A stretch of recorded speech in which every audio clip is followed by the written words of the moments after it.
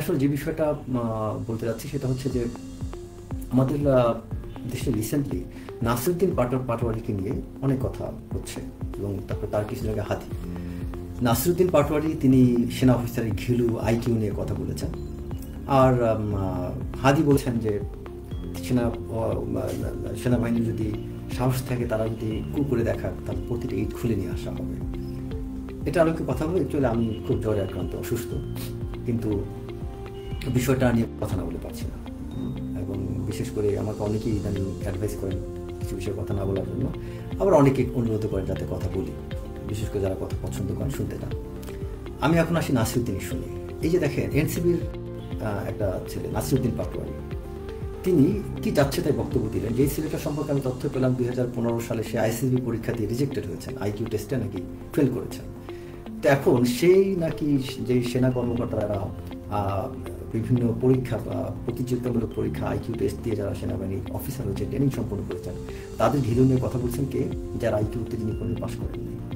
এবং তারপরে তিনি সেনা অফিসারদের তিনি স্টেটের ডেফিনেশন জানেন না। নাসিরুদ্দিন পাটোয়ারি খুব ভাগ্যভালো, যদি আমার সামনে এখন কোনো মানে তাকে যদি আমি ধরে জিজ্ঞেস করতে পারতাম, একদম ফিজিক্যালি যদি সামনাসামনি থাকতো, ইনস্ট্যান্টলি আমি জিজ্ঞেস করতে পারতাম যে নাসিরুদ্দিন পাটোয়ারি তুমি কি জানো যে স্টেটের ডেফিনেশন কি, সংবিধানের কয়টা আর্টিকেল আছে, কোন আর্টিকেলে বাংলাদেশের রাজনীতি, বাংলাদেশের সামরিক বাহিনী, বা কোন আর্টিকেলে বাংলাদেশের সার্বভৌমত্বের কথা বলা হচ্ছে, তুমি বলতে পারতাম। তো তুমি কীভাবে এতটা লাফালাফি করো? আর তারপরে সেই নাসিরুদ্দিনের জবাবে আমাদের সেনা প্রধান তিনি যে বক্তব্যটা দিলেন আমার কাছে সত্যি কথা ভালো লাগে। আমি সেনাপ্রধানকে খুব সম্মান করি, with due respect to him. সেনাপ্রধান যে কথাটা বলেছেন যে আমি ওয়াকার স্যারকে আমি উদ্দেশ্য করে বলি, স্যার আপনি যে কথা বললেন যে নাসিরুদ্দিন পাটোয়ারির এটার জবাবে যে আমাদের ধৈর্য ধরতে হবে, তারা বয়স কম, তাদের যখন বড় হবে তারা তখন লজ্জিত হবে। আমার কথা স্যার, তারা যদি এত ছোট হয়ে থাকে তাহলে তাদেরকে আপনি উপদেষ্টা বানিয়ে উপদেষ্টা চেয়ারে বসে তাদেরকে আপনাদের লেভেলের কর্মকর্তারা সার করে কেন? তারা বিয়ে শাদী করছে, বাচ্চা কাচ্চা অনেকের হয়ে গিয়েছে। আপনার সেনাবাহিনীতে স্যার অনেক লেফটেন্যান্ট ক্যাপ্টেন আছে, তাদের চেয়ে বয়স কম, তাদের কথা কি স্যার আপনি একটু ভাবতে পারলেন না? তরুণ সেনা কর্মকর্তাদের বুকে কতটা রক্তক্ষরণ হয় আমি যেন ওয়াকার স্যারকে বলবো, স্যার আপনি সেনাবাহিনী কর্মকর্তা দরদ একটু দেখেন না। আপনি দেশের, আপনি যে ধর্মীয় যাজকের মতো দেশের বিভিন্ন মানুষের প্রতি আপনার সমবেদনা, এতটা মায়া মমতা আপনি দেখাচ্ছেন, সেনা কর্মকর্তাদের কষ্টটা কেন দেখতেছেন না? আজকে স্যার আপনার কিছু সিদ্ধান্তের কারণে আজকে পুরো সেনাবাহিনী বিভিন্নভাবে বিভক্ত হয়ে গিয়েছে। এই সেনাবাহিনীতে দেখেন স্যার বর্তমান অবস্থাটা কি। আজকে আমরা সেনা কর্মকর্তার বাইরে যারা কথা বলি তারা বেইজ্জতি হই, আমাদেরকে মানুষ অনেকে দালাল বলে। আমি অনেকবার, এই যে আমেরিকা থেকে লেফটেন্যান্ট কর্নেল মুস্তাফিজ স্যার, ওনার অনেকবার বকাঝকা খেয়েছি আমি, কিন্তু কিছু জায়গাতে আসলে ওনাকে আমি উত্তর দিতে পারি না। তো এই জায়গাটা হচ্ছে যে স্যার কিছু জায়গায় তো স্যার আপনার আসলে কিছু ভূমিকা রাখা উচিত ছিল। সব কিছু তো মানে একেবারে আমরা জায়েজ বলতে পারি না। এই যে ইট খুলে নিয়ে যাবে কেন, এটা বলার সাহসটা কেন পাইল স্যার? কেন হাদির মতো ছেলে কেন এই কথা বলতে পারে? কেন বলতে পারে নাসিরুদ্দিন পাটোয়ারি যে সেনা অফিসার ঘিলু নাই, তারা গুলি করতে জানে না, তারা স্টেটের ডেফিনেশন জানে না? এসব কথা বলার সাহসটা স্যার কীভাবে এই নাসিরুদ্দিন পাটোয়ারির মতো মানুষ পায়? আপনার সেনাবাহিনীর যেসব যোগ্য কর্মকর্তারা আছে তাদের কতটুকু কষ্ট লাগতে পারে স্যার, আপনি কি একটু ভাবতে পারলেন না? একটু স্যার আপনার মধ্যে এই ভাবনাটা আসে না? মানে আপনি স্যার জোর করে সেনা কর্মকর্তাদেরকে যে হেদায়েতটা দিতে চাচ্ছেন স্যার, স্যার আমি আপনাকে বলছি জানোকার স্যার, আমি আজকে পর্যন্ত কমপক্ষে আপনার অফিসাররা যারা বিভিন্ন জায়গায় ফিল্ড লেভেলে আছে, কমপক্ষে 30 থেকে 40টা অফিসারের কিছু ভিডিও লিঙ্ক পাঠাইছে দেখলাম, এবং তারা কি মিন করতে চেয়েছে যে আপনি যে বক্তব্যটা দিয়েছেন এটার কাউন্টার করে যে নাসিরুদ্দিন পাটোয়ারির এই বয়সের কথাটা কেন, এই পার্থক্যটা আপনি আপনি অজুহাতটা দেখেন। এখানে যাচ্ছে তাই আচরণ করা হচ্ছে। কোনোদিন সেনা কর্মকর্তা দিনে সেনাবাহিনী এতটা বাজে কথা বলেনি স্যার। তত্ত্বাবধায়ক গভর্নমেন্ট আমলে তখন কিন্তু সেনা কর্মকর্তাদের নিয়ে এত কথা, বাজে কথা কেউ বলেনি, এত ছড়াছড়ি হয়নি। কিন্তু এখন কেন স্যার? কিছু তো একটা আছে স্যার, কিছু তো গলদ আছে। সারাক্ষণ আমরা খালি আপনাকে যারা স্যার ডিফেন্ড করে যারা কথা বলে, ডিফেন্ড করে কথা বললে সে ভালো অফিসার স্যার, এটা ভাইবেন না। আপনার পক্ষে আমি কথা বললেই যে আমি ভালো অফিসার হয়ে গেলাম, এটা হতে পারে না স্যার। কিছু জিনিস আপনার বিপক্ষের কথা আপনাকে আমলে নিতে হবে, এবং বিশেষ করে এই সেনাবাহিনীর সম্মানটা আজকে অনেক জরুরি হয়ে গেছে স্যার। আজকে একটা অফিসার লেডি, তার সাথে একটা মেজর মুরাদ ইস্যু যে ঘটনা ঘটছে, তৎক্ষণাৎ কেন অ্যাকশন নেওয়া হয়নি স্যার? তৎক্ষণাৎ অ্যাকশনটা নেওয়া যেত। নেওয়া, এবং এই বিষয়গুলো নিয়ে আজকে আমার কথা হচ্ছে একজন ব্রিগেডিয়ার কেন তার বাসায় যাবে, দরকার আমাদের যেখানে সেনাবাহিনীর ম্যানার্স হচ্ছে যে আমরা দুপুরবেলা একটা অফিসার বাসায় না থাকলে আমরা ফোন কল পর্যন্ত করি না, অফিস টাইমের পরে আমাদের অফিসারের বাসায় ফোন করার কথা, কারণ এটাই কাটিস, এটাই ম্যানার। সেখানে একটা অফিসার না বলে একজনের বাসায় কেন যাবে? আমরা অনন্য ঘটনা বাদ দিলাম, একজন তাকে মিথ্যা অভিযোগ যাই করুক, কিন্তু এই বিষয়গুলো তো স্যার আজকে কোথায় একজন সেনা আপনার তো জেনারেল, তিনিও তো মনে হয় স্যার একজন জুনিয়র লেফটেন্যান্ট ওয়াইফ না বসার মতো মনে হয় বসেন না। আমাদের এটা আমাদের সম্মান, রেসপেক্ট, আমাদের আর্মির একটা ঐতিহ্য যে একজন জুনিয়র অফিসার ওয়াইফ যদি না বসে একজন সিনিয়র একজন জেনারেলও দাঁড়ায় থাকে। আমরা অফিসার লেডিকে এতটা রেসপেক্ট দিই, সেখানে আজকে মানুষ আমাদের অফিসার্স লেডি, আমাদের সামরিক বাহিনী নীতি নৈতিকতা নিয়ে, পারিবারিক জীবন নিয়ে মানুষ খুলনা কথা বলতেছে স্যার। কেন স্যার এই বলার সুযোগটা আমরা কেন দিচ্ছি? শেখ হাসিনার আমলে মুহূর্তের মধ্যে একটা অফিসারকে ডিসমিস করে দিয়েছে, হঠাৎ করে ঘুম থেকে উঠে আমি নিজে স্যার চিঠি পেয়েছি, your service is no more required. ঘুম থেকে উঠে পরের দিন রিটায়ারমেন্টে, আগের দিন এক্সারসাইজ থেকে আসছি, আমি রংপুরে এক্সারসাইজ থেকে আসছি, স্বাভাবিকভাবে ইউনিটে কাজ করতেছিলাম, হঠাৎ করে পরের দিন সকালবেলা অফিসে যেয়ে দেখি আমার চিঠি চলে আসছে প্রিমেচুর রিটায়ারমেন্ট। কেন স্যার তখন এত দ্রুত অ্যাকশন নিতে পারবো? এখন সেনাবাহিনী কেন? মানে আমারটা তো স্যার তাও আমি বলবো যে যথেষ্ট রিয়াকশন টাইম ছিল, কিন্তু আমি অনেক অফিসার আছে যারা হঠাৎ করে সাডেনলি মানে সে কিছুই যায় না। আমি তো তাও অ্যাটলিস্ট আমার বিভিন্ন ট্রাভেল অনেক ঝামেলা ফেস করেছি, আমি আন্দাজ করতেছিলাম কিছু একটা হবে, বাট অনেক অফিসার আছে তারা আন্দাজ করার সুযোগ পায়নি, তাদের ক্ষেত্রে সিদ্ধান্ত খুব দ্রুত হয়েছে। এখন কেন অনেক কিছু হার্ডলাইন অ্যাকশন নিতে পারছেন না স্যার? এটা তো নেওয়া উচিত। এই নাসিরুদ্দিন পাটোয়ারির মতো যারা ইতর প্রকৃতির, এদের বিরুদ্ধে কেন আপনি অ্যাকশন নিতে পারছেন না স্যার? নাসিরুদ্দিন পাটোয়ারিকে ধরলে কি হবে? সে আইন লঙ্ঘন করেন নাই, তিনি যেসব কথা বলছেন এগুলো সেনাবাহিনী নিয়ে, একটা দেশের সার্বভৌমত্বের প্রতীক হচ্ছে সেনাবাহিনী, সেই সেনাবাহিনীকে নিয়ে নাসিরুদ্দিন পাটোয়ারি যে কথাগুলো বলছে সোশ্যাল মিডিয়া থেকে শুরু করে সব জায়গায় টেনে প্রতিবাদ করা হচ্ছে সর্বস্তরে।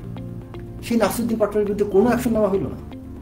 আমরা এখানে ধর্মীয় যাজকের মতো বক্তব্য দেবো স্যার? এটা কি সেনা অফিসারের কাজ? আমাদের কাজ? আমরা দরকার যে অ্যাকশন নিতে না পারে আমাদের মাঠে থাকা দরকার নাই। আপনি যদি নাসিরুদ্দিন পাটোয়ারিকে অ্যারেস্ট করতে না পারেন, আপনি যদি হাদির মতো ছেলেকে অ্যারেস্ট করতে না পারেন, আপনার দরকার নাই মাঠে সেনাবাহিনী রাখার। কি করতে সেনাবাহিনী মাঠে থাকবে? আপনার আজকেও দেখলাম 49 জন 50 জন 47 জনের মতো আপনার সিভিল অ্যাডমিনিস্ট্রেশনের কর্মকর্তা, রিটায়ার অফিসার স্যার তাদের বেনিফিট প্রমোশন পাচ্ছেন। আমাদের আর্মিতে একটা অফিসার প্রমোশন দিতে পারছেন স্যার? কেন আমাদের সেনাবাহিনীতে এখন পর্যন্ত একটা রিটায়ার্ড অফিসার বা সার্ভিং বঞ্চিত অফিসার আমরা দৃশ্যমান দেখতে পাচ্ছি না যে তারা তাদের ডিউ রেসপেক্ট, ডিউ তাদের পাওনাটা পাচ্ছেন না? তাহলে স্যার কি করতে আমাদের এই সেনাবাহিনী আছে? আমাদের লাভটা কি হচ্ছে স্যার? আমাদের সেনাবাহিনী আজকে মানুষ অস্বীকার করতেছে আমাদের অবদান। যেই সেনাবাহিনী আন্দোলনের সময় সবচেয়ে বড় টার্নিং পয়েন্ট ছিল, গত 2024 3 আগস্ট, যেদিন আপনি জুনিয়র অফিসারদের সাথে কথা বলেন, সবচেয়ে বড় টার্নিং পয়েন্ট। রিটায়ার্ড অফিসাররা রাস্তায় নামার পরে মানুষ মনোবল পেয়েছিল, সবচেয়ে বড় টার্নিং পয়েন্ট ছিল আমাদের রিটায়ার্ড অফিসারদের অবদান। আজকে সেই অফিসারগুলোর দিকে কাটা ছোড়াছুড়ি হচ্ছে স্যার। সেই অফিসারগুলো আজকে ক্ষতিগ্রস্ত হচ্ছে, তাদের একটা অফিসার প্রমোশন পাচ্ছে না, তাদের কোনো কিছু হয়নি।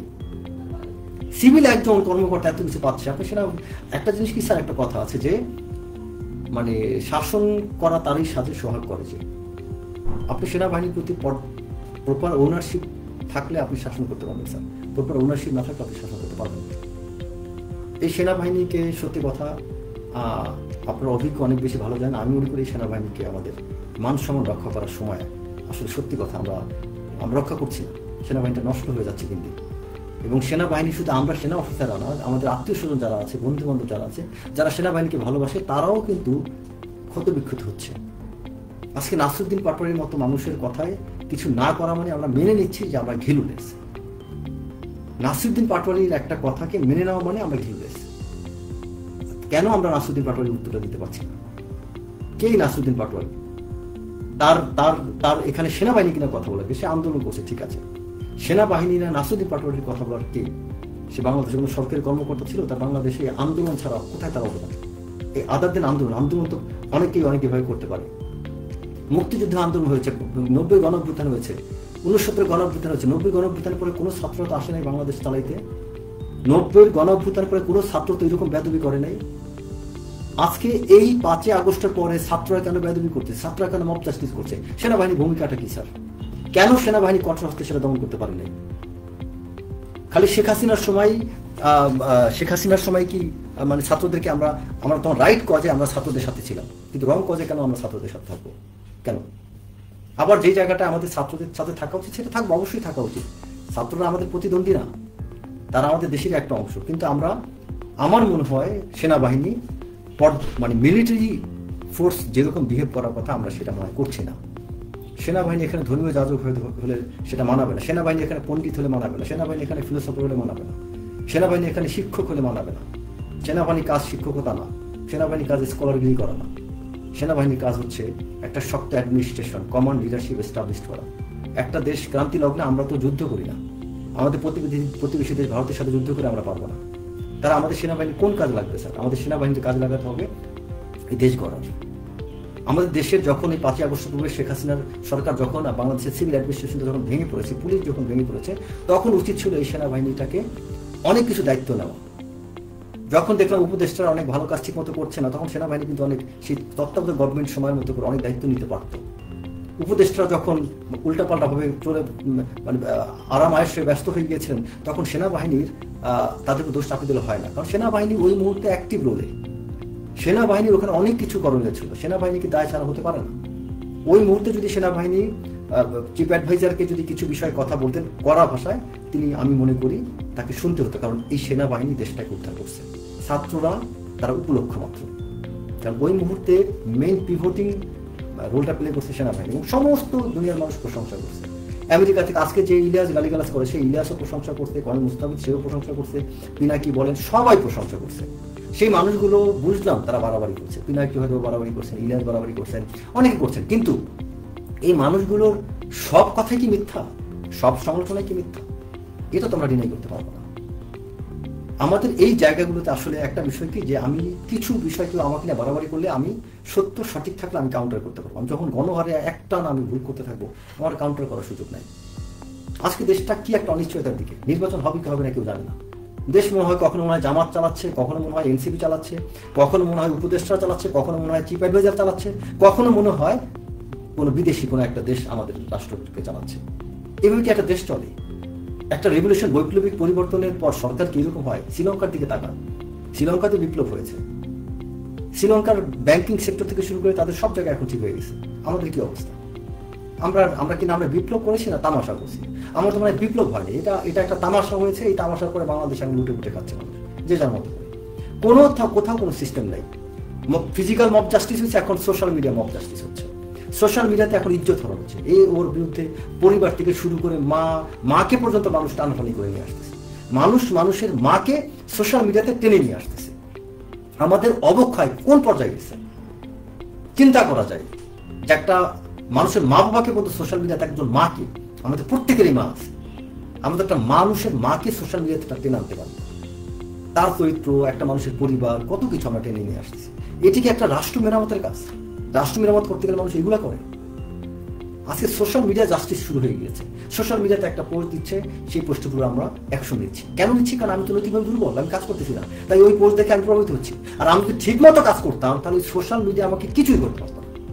কিছু কিছু মানুষ খেয়াল করে দেবেন সোশ্যাল মিডিয়া পরোয়া করছেন না, কারণ তারা কাজ করতেছে। কিছু কিছু প্রতিষ্ঠান আছে তারা সোশ্যাল মিডিয়াকে পরোয়াই করেন না, কারণ তারা কাজ করে যাচ্ছে, তাই তারা সোশ্যাল মিডিয়াকে দিকে তাকাচ্ছেন না। আবার কিছু মানুষ আছে সোশ্যাল মিডিয়ার উপর নির্ভরশীল, কারণ তিনি আকাম করতেছেন যে সোশ্যাল মিডিয়ার কথা তার গায়ে লাগতেছে। আজকে যেই মানুষগুলো আমরা একসাথে আন্দোলন করছি, সেই মানুষগুলো বিভক্ত হয়ে গিয়েছে। কেন আমাদের মধ্যে এত বিভক্ত? বিপ্লব হওয়ার পর তো আমাদের ঐক্য হওয়ার কথা, আমরা কেন বিভক্ত হইলাম? তাহলে এই বিপ্লব কেন হইল? এবং খুব দুঃখজনক, এই দেশের এই বর্তমান পরিস্থিতির জন্য রাষ্ট্র ব্যবস্থার সর্বোচ্চ পর্যায়ে যারা তারা প্রত্যেকেই দায়ী থাকবে। এরা প্রত্যেকেই। ডক্টর মোহাম্মদ ইউনূস তার ঠিক মতো কমান্ড নেই। তিনি হতে পারেন একজন বিশ্ব স্কলার, কিন্তু তিনি অর্থনীতিবিদ হয়ে তিনি একটা দেশের রাজনীতি, দেশের অভ্যন্তরীণ শৃঙ্খলা, দেশের প্রশাসনিক কিছু বিষয়গুলো তিনি বুঝতেছেন না। রাজনীতি তো টোটালি বুঝতেছেন না। একটা পলিটিক্যাল পার্টিগুলোর সাথে একটা অ্যালাইনমেন্টে নিয়ে আসা তাদেরকে, তিনি অনেকগুলো জায়গায় ব্যর্থ হয়েছে। উপদেষ্টারা কি চলতেছে, হাঁস নিয়ে সোশ্যাল মিডিয়ায় গত এক সপ্তাহ ধরে তোলপাড়। তিনি নীলায় হাঁসের মাংস খাবেন না ওয়েস্টিনে হাঁসের মাংস খাবেন, এটা নিয়ে আলোচনা হচ্ছে। মানে আপনারা এই যাদেরকে উপদেষ্টা বানিয়েছেন, এই বাচ্চা ফোলাবান, এদেরকে পারতেন না কোনো উপদেষ্টা, যোগ্য ব্যক্তিকে উপদেষ্টা বানিয়ে তার বিশেষ সহকারী বানাইতে? তার কাজ শিখতো তাদের কাছে থেকে, তাদেরকে সরাসরি উপদেষ্টা বানিয়ে দিয়েছে। কি দরকার ছিল থেকে সরাসরি উপদেষ্টা বানানো?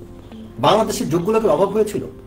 ডক্টর মোহাম্মদ ইউনূস যাকে চিনতেন তাকে একটা জায়গায় বসাইছেন। তিনি যাকে চিনতেন তিনি যোগ্য, ইউনূস সাহেব যাকে চিনতেন না তিনি অযোগ্য। What is this? এই যে বিনিয়োগ করে চেয়ারম্যান বানিয়েছেন আশিককে, কি যোগ্যতা, মানে তার চেয়ে যোগ্য লোক বাংলাদেশ ছিল না? আশিকের চেয়ে যোগ্য লোক কি বাংলাদেশ ছিল? কর্পোরেট সেক্টরে কত লোক আছে? একজন অ্যাসিস্ট্যান্ট ডাইরেক্টর ছিল একটা ব্যাংকের, তাকে আপনি বিনিয়োগ করে চেয়ারম্যান বানাই দিচ্ছেন। একটা ব্যাংকের অ্যাসিস্ট্যান্ট ডাইরেক্টর কোন ঘোড়ার আন্ডা বুঝে সে? বিনিয়োগের বৈদেশিক বিনিয়োগ কি আনবেন? প্রেজেন্টেশন। আপনার মাল্টিনেশনাল কোম্পানিতে আমরা যারা চাকরি করি আমাদের প্রেজেন্টেশন দেখছেন আপনারা? একটা ঘোড়ার আন্ডা প্রেজেন্টেশন দেখে একদম মানে ইনভিগল হয়ে গেছেন। ওটা কোন প্রেজেন্টেশন নাকি? প্রেজেন্টেশন দেখতে চান ব্রিটিশ আমেরিকা টোবাকোতে অনেক যে ব্যাটল অফ মাইন্ড কম্পিটিশন হয় ব্রিটিশ আমেরিকা টোবাকোতে, ওই ব্যাটল অফ মাইন্ডের কিছু স্টুডেন্ট আছে তাদের প্রেজেন্টেশন দেখেন, বাচ্চা বলা মানে এর চেয়ে ভালো প্রেজেন্টেশন দিতে পারবে কি ভাবা? কারণ একটা কথা আছে না যে সারা জীবন ভর খেয়েছেন ময়লা আবর্জনা, হঠাৎ করে রুটি দেখে তো আমির তো মনেই হবে। জিন্দেগিতে তো পড়াশোনা শিক্ষা দীক্ষা আপনাদের অনেকে ছিল না, যে কারণে ওই আশিকের প্রেজেন্টেশন দেখে মনে করছেন বিরাট কি একটা কি করতেছে, ও মাই গড। তারপর একটু কিছু, আর ইংরেজিতে আমাদের যেটা অ্যাকসেন্ট ডিফারেন্ট হয় তার তো কথাই নাই, ইংরেজি অ্যাকসেন্ট শুনলেই তো হয়ে যায়। কত জঘন্য একটা জিনিস হচ্ছে আমাদের দেশে। তারপরে আইটি সেক্টরে কি একজন বিশেষ সহকারী বানায় বসছেন, একটা টেলিকমে চাকরি করছেন, মনে হচ্ছে যোগ্য লোক বাংলাদেশ ছিল না? এই গ্রামীণ ফোনে খুঁজে দেখেন হাজার হাজার লোক, শত শত লোক আছে যোগ্য। তারপর উনি কি করছেন, একজন স্বাস্থ্যমন্ত্রী বানাইছেন। এই ঘুমায় না ঝিমায় না কি করে কিছুই বোঝা যায় না, সে জীবিত মৃত নাকি তাও মানুষ বুঝতে পারে না। তাকে কেন বানাইছেন? গ্রামীণ ব্যাংকে ছিল বা কোনো একটা জায়গায় পরিচিত ডক্টর দিন, তাকে ধরে নিয়ে স্বাস্থ্যমন্ত্রী বানাইছেন, স্বাস্থ্য উপদেষ্টা। ফাইজ যাবে নাকি একটা জাতির সাথে? একটা রেভলিউশনের পরে এগুলো হওয়ার কথা? একটা বিপ্লবের পথে কি এইসব পরে কি এইসব মানুষ দেশের উপদেষ্টা দায়িত্ব নেওয়ার কথা বলেন? একটা বিপ্লবের পরে এটা হওয়ার কথা? আপনারা বলেন যে জাতি যেমন তারা তেমন নেতা পায়, আমরা জাতি হিসেবে হচ্ছে আমরা অথর্ব জাতি, যে কারণে আমরা এরকম লোকগুলো আজকে আমাদের নেতৃত্বের জায়গায় পাচ্ছি। একবার চিন্তা করেন কারা কারা উপদেষ্টা বাংলাদেশে, প্রত্যেকটা, আমি কাউকে তাদেরকে অযোগ্য বলছি না, এই উপদেষ্টাদের চেয়ে বেটার কি আমাদের লোক ছিল না বাংলাদেশে? বলেন আপনারা কি হচ্ছে এগুলো? এই যে আজকে ছাত্রদেরকে বলছি, এনসিপি নেতাদেরকে বলছি, তোমরা এনসিপি নেতারা বলো আজকে নাসিরুদ্দিন পাটোয়ারি যে কথাগুলো বলে এগুলো কি কোনো এটা কি মানায় এই কথাগুলো? আমি কোন একজন উপদেষ্টাকে টেক্সট পাঠিয়েছিলাম যে এটা নাসিরুদ্দিন পাটোয়ারি, আমি তার নামটা নেব না, নাসিরুদ্দিন পাটোয়ারি কি বলছে এইসব। দেন তিনি আমাকে একটা রিপ্লাই দিয়েছেন, ওই দ্যাট উপদেষ্টা, আমি আপনাদেরকে পড়ে শুনাই। তার নামটা নিচ্ছি না যেহেতু আমার তার পারমিশন নাই, তো তার নামটা আমার মনে উল্লেখ করা ঠিক হবে। তো আমাকে সেই উপদেষ্টা লিখছে, he speaks on his own, he usually doesn't listen to others. একজন ছাত্র উপদেষ্টা আমাকে এই কথাটা বললেন যে নাসিরুদ্দিন পাটোয়ারি তিনি তার নিজের মতো করে নিজে কথা বলেন এবং তিনি কারো কথা শোনেন না। তো এই বেদবকে তোমরা তাহলে কেন রাখছো? তোমরা কিভাবে অকৃতজ্ঞ হতে পারো ভাই? আমার ছাত্ররা যারা আছো, এনসিপি যারা আছো, তোমরা একটু উপলব্ধি করো সেনাবাহিনীকে কেন প্রতিপক্ষ বানাচ্ছ। সেনাবাহিনীর দোষটা তো আমি একটু আগে আমি নিজেই বললাম, কিন্তু সেনাবাহিনীর দোষ গাইলে কি তোমাদের দোষ মাফ হবে? তোমরা কেন সেনাবাহিনীকে প্রতিপক্ষ বানাচ্ছ? তোমাদের এনসিপি নাসিরুদ্দিন পাটোয়ারি কে, মানে কিভাবে মানে উল্টাপাল্টা কথাগুলো বলতেছে। কে যেন একজনে বললাম যে নাসিরুদ্দিন কিছুক্ষণ আগে, ওরা দেখলে মনে হয় ও নাকি কি নাকি কি খায়। যাই হোক, আমি ব্যক্তিগতভাবে আক্রমণ করতে চাই না, বাট যাই হোক, এই নাসিরুদ্দিন পাটোয়ারি আমি তার উদ্দেশ্যে বলবো, প্লিজ নাসিরুদ্দিন পাটোয়ারি সুন্দরভাবে কথা বললে ভাই তুমি ছোট হবে না। তুমি যেভাবে কথা বলো নাসিরুদ্দিন পাটোয়ারি, এই কথায় তুমি ভাইরাল হতে পারো, আর কিছু না। তোমার কথার অর্থ মানুষের কাছে কিন্তু গ্রহণযোগ্য না। তুমি সেনাবাহিনীর প্রতি অসম্মানজনক কথাবার্তা বলো। তুমি নাসিরুদ্দিন পাটোয়ারি তোমার কি এমন যোগ্যতা আছে আমাকে জানাও, আমাদের সবাইকে জানাও। তুমি কোন সেনা কর্মকর্তাকে তোমার বেটার ঘিলু আছে, তুমি একটু টেস্ট দাও। নাসিরুদ্দিন পাটোয়ারি তোমার মতো 10 জনকে ডেকে এনে আমার একটা সেকেন্ড লেফটেন্যান্টের সাথে তুমি আইকিউ টেস্টে পারবা না, একজনের সাথে। ফিজিক্যাল ফিটনেস বলো, মেন্টাল ফিটনেস বলো, কোনোটাতেই তুমি নাসিরুদ্দিন পাটোয়ারি পারবা না। বাট তুমি কি সুন্দর করে বলে ফেললা সেনাবাহিনী ঘিলু নাই। ঘিলু তো তোমার নাই নাসিরুদ্দিন পাটোয়ারি। তোমার যদি ঘিলু থাকতো তুমি তাহলে এতটা অর্বাচীন অসৌজন্যমূলক মন্তব্য করতে পারতা না। তোমাকে মানুষ হাসে তোমার দিক তাকিয়ে। তোমার এই বক্তব্য তোমাকে পরিষ্কার করে সিগনিফাইজ করে যে তুমি নাসিরুদ্দিন পাটোয়ারি মানসিকভাবে সুস্থ নাও, অথবা তুমি যদি সুস্থ হয়েও থাকো কিছুটা, সেক্ষেত্রে তোমার হয়তো স্ট্রেসের কারণে তোমার অবস্থাটা তুমি ভারসাম্য হারিয়ে ফেলছো, এবং অথবা তোমার মধ্যে কোনো একটা গোল আছে যে তুমি ভাইরাল হতে চাও। কারণ কিছু মানুষ থাকে, যেমন ধরো যে মানুষের ঘিলু কম থাকে বাট মোটা সোটা একটা শরীর থাকে, সে তখন শরীর দিয়ে কষ্ট দেখাতে চায়। মানে তার কথা হচ্ছে যে আমি এখন শরীর দিয়ে মুখ দিয়ে কথাবার্তা বলে আমার অবস্থানটা, আমার অস্তিত্বটাকে জাহির করবো। তো তুমি নাসিরুদ্দিন পাটোয়ারি তোমার অস্তিত্ব জাহির করছো, তোমার বিশাল একটা দেহ আছে, এবং তোমার এই দেহটাকে বুঝো তো, বিশাল দেহ শব্দটাকে মানুষ কিন্তু অনেকভাবে বলে, ওই শব্দটা তোমাকে বললাম না। তো তোমার সেই টাইপ এই শরীরটাকে তুমি মানুষকে প্রদর্শন করে তুমি যে ধরনের কথাবার্তা বলো, বোঝা যায় তোমার শরীর ছাড়া দেমাকে কিছু নেই নাসির।